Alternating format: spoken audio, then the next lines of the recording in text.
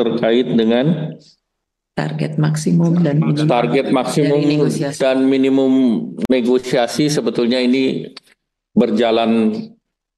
Yang penting Indonesia mendapatkan tarif lebih rendah dan juga terkait dengan tarif yang diberlakukan untuk Indonesia ini seimbang dengan negara-negara lain. Kemudian tentu ada beberapa klaster atau beberapa klasifikasi terkait dengan NTM yang juga level playing field dengan negara-negara lain, termasuk dalam pembicaraan kita dalam EU-SEPA, dan juga peningkatan investasi dua arah dan perkuatan daripada supply chain. Jadi kalau target lain tentu kita lihat sesuai dengan pembahasan daripada tim negosiasi yang mungkin akan berlangsung 1, 2, atau 3 putaran.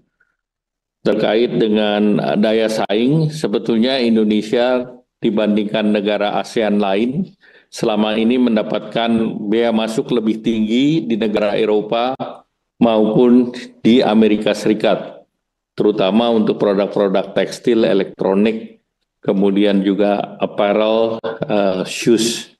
Sehingga tentu daya saing kita cukup baik, oleh karena itu kita mempunyai neraca perdagangan positif, termasuk dengan Amerika Serikat, India, dan berbagai negara lainnya. Dan juga bahkan dengan China pun perbedaan perdagangannya semakin lama semakin tipis. Nah, oleh karena itu pemerintah optimis dengan adanya perundingan ini diharapkan hasilnya positif dan pemerintah tidak ingin akan adanya dampak terhadap para pekerja maupun terkait dengan investasi. Demikian, Bu Mari, ada yang ingin ditambah? Tambahan saja, kalau tadi bertanya bagaimana mengenai daya saing Indonesia untuk menghadapi perang dagang ini, mungkin terlepas dari perang dagang, paling baik kita menghadapi situasi yang tidak pasti ini adalah tentunya fokus ke dalam negeri untuk meningkatkan efisiensi dan daya saing kita. Jadi maka itu sudah disusun dan Presiden sudah memberi arahan untuk kita melakukan paket deregulasi yang komprehensif untuk menurunkan so-called ekonomi biaya tinggi yang tengah dihadapi oleh dunia usaha baik dalam negeri maupun dari investor luar negeri. Itu saya rasa satu langkah yang kita harapkan akan meningkatkan daya saing kita, dan tentunya di jangka menengah ada isu-isu lain seperti infrastruktur, logistik, dan sumber daya manusia ya, jadi meningkatkan kapasitas dan skill daripada sumber daya manusia kita, dan tentunya juga terkait dengan inovasi dan teknologi. Silakan Pak Arif. Baik Pak, Pak Menko, Bu Mari, Pak Thomas.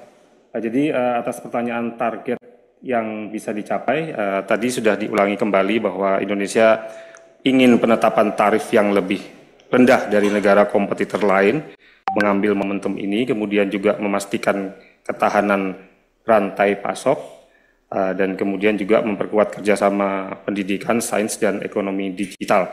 Tadi Bu Mari juga menambahkan pentingnya sudah dibentuk juga Satgas Deregulasi untuk efisiensi dan daya saing, kemudian juga kita juga melihat kepada infrastruktur dan logistik serta sumber daya manusia.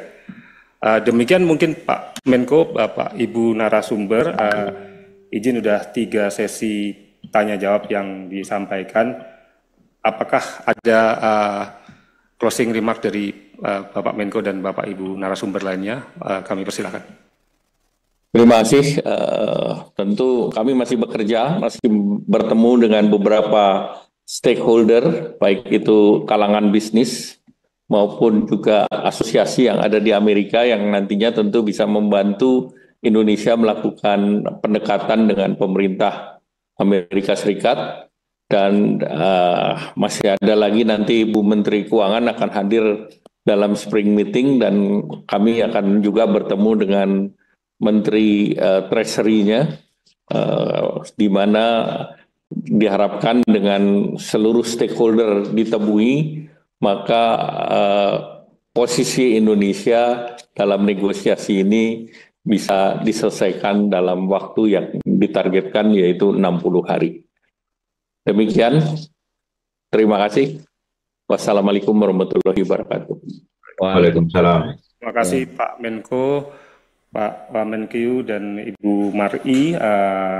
Terima kasih kami ucapkan atas materi yang disampaikan. Demikian juga untuk rekan-rekan media cetak elektronik yang sudah hadir dan masyarakat Indonesia. Mohon maaf bila ada kekurangan dalam press conference ini. Mudah-mudahan informasi yang disampaikan bisa menjawab banyaknya pertanyaan terkait dengan tim negosiasi yang berangkat ke Amerika Serikat. Tadi di penutup Bapak Menko menyampaikan bahwa kita punya waktu 60 hari ke depan dan tim akan terus bekerja sehingga target-target yang kita harapkan bisa tercapai dalam waktu yang telah ditetapkan. Demikian rekan-rekan media, Pak Menko, Pak Wamenkeu, dan Bu Mar'i, mohon izin kami tutup